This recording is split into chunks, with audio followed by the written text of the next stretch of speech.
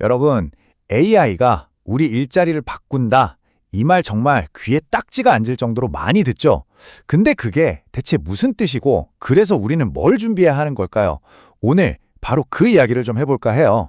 세계경제포럼 보고서를 바탕으로 AI 시대, 우리 일의 미래가 어떻게 될지 같이 한번 들여다보겠습니다. 와, 시작부터 질문이 아주 그냥 훅 들어오죠? 2030년, 정말 얼마 안 남았어요. 그때가 되면 지금 여러분이 하고 있는 일은 과연 어떤 모습일까요? 그리고 그 변화 속에서 살아남는 걸 넘어서 성공하려면 어떤 능력이 필요할까요? 바로 이 질문에 대한 답을 찾아가는 게 오늘 이야기의 핵심이라고 할 수 있겠네요.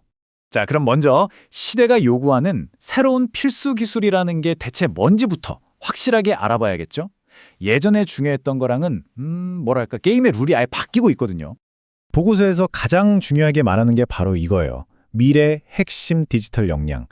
이게 그냥 엑셀 잘하고 코딩 좀 하는 그런 수준이 아닙니다. 마치 셰프가 새로운 식재료를 가지고 자신만의 레시피를 창조해내듯이 새로운 기술을 스스로 찾아서 설계하고 또 책임감 있게 다루는 능력을 말하는 거죠. 심지어 기술 윤리 문제까지 생각해야 하는 아주 고차원적인 능력인 거예요. 구체적으로 어떤 능력들인지 한번 볼까요? AI나 빅데이터 같은 걸 분석하는 능력은 기본이고요. 그걸 또 안전하게 지키는 사이버 보안, 그리고 이 기술들이 어떻게 돌아가는지 근본 원리를 이해하는 기술 리터러시까지 전부 한 세트입니다. 결국 핵심 메시지는 이거예요. 단순히 기술을 쓰기만 하는 소비자가 아니라 그걸 직접 만들고 지키고 더 나아 혁신하는 생산자가 되어야 한다는 거죠. 와, 이거 보통 일이 아니죠? 그리고 여기서 진짜 중요한 포인트가 나와요. 옛날엔 이런 거 다 IT 전문가들만 하는 거였잖아요. 근데 이제는 그게 아니라는 겁니다. 마치 우리가 글을 읽고 쓰는 것처럼 이게 그냥 기본 소양이 되어버렸다는 거죠. 모두에게요. 자, 그런데 여기서부터가 진짜 문제예요. 이게 얼마나 중요한지는 다들 알겠는데 현실이 그걸 못 따라가고 있다는 거죠. 기업들이 필요로 하는 기술이랑 우리가 실제로 가진 기술 사이의 갭이 점점 더 벌어지고 있다는 겁니다. 이 그래프를 보시면 그 현실이 아주 그냥 확 와닿으실 거예요.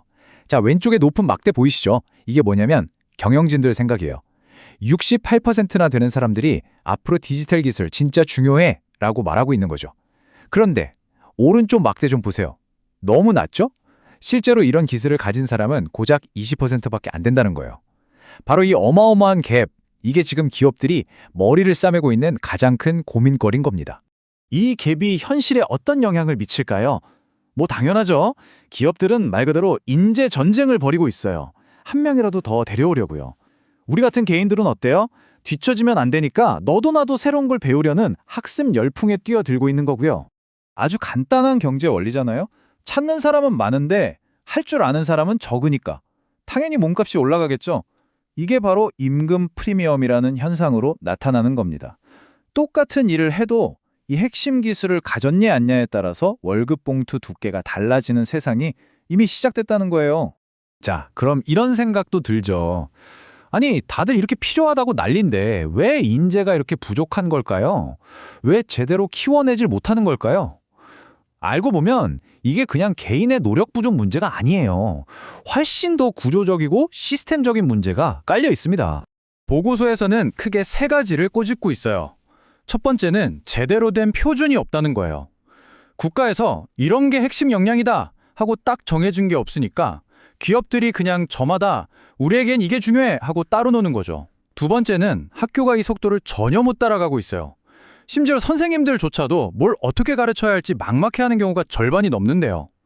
자, 상황이 이렇다 보니 마지막 세 번째 문제가 생깁니다. 기업들이 학교 교육을 믿지 못하게 되는 거죠. 학교에서 뭘 제대로 배우고 왔겠어? 이런 식으로요. 단 20%. 네, 딱 20%. 이게 바로 기업 리더들이 우리 교육 시스템에 주는 신뢰도 점수입니다.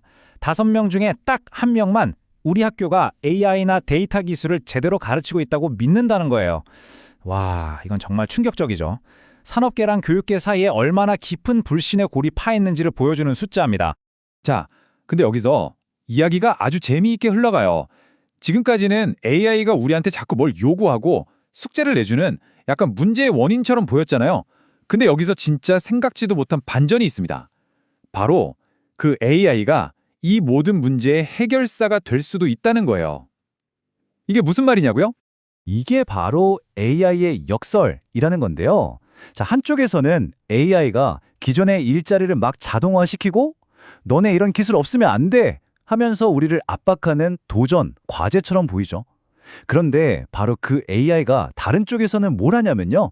개개인에게 딱 맞는 맞춤형 교육을 제공해주고 24시간 내내 옆에 붙어있는 가상 과외 선생님이 되어주는 거예요.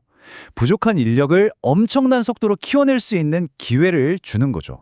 자, 그럼 이제 마지막으로 정리를 좀 해볼까요? 이렇게 거대한 변화의 파도가 몰려오는데 우리는 도대체 뭘 어떻게 준비해야 할까요? 90%. 자그마치 90%.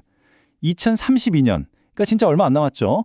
그때가 되면 세상의 거의 모든 일자리 10개 중에 9개는 AI의 영향을 직접적으로 받게 될 거라는 예측입니다.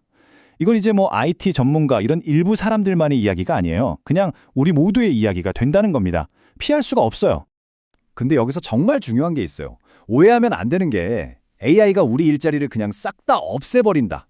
이게 아니고요. 일의 성격을 바꾼다는 거예요. 단순하고 반복적인 일들은 당연히 AI가 가져가겠죠. 하지만 바로 그 AI 시스템을 만들고 관리하고 또 더 똑똑하게 혁신시킬 수 있는 고도의 기술을 가진 사람들, 이런 전문가들에 대한 수요는 정말 상상 이상으로 폭발할 거라는 겁니다. 결국 AI는 우리에게 병 주고 약 주는 존재 같아요. 그쵸? 기술 격차라는 어려운 숙제를 던져주면서 동시에 그 숙제를 풀 수 있는 가장 강력한 도구 AI라는 열쇠까지 손에 쥐어준 셈이죠. 자, 그럼 이제 선택은 우리에게 달렸습니다. 이 AI라는 강력한 도구를 우리는 어떻게 사용해야 할까요? 무엇을 위해서 써야 할까요? 바로 그 선택에 우리 모두의 미래가 달려있지 않을까요?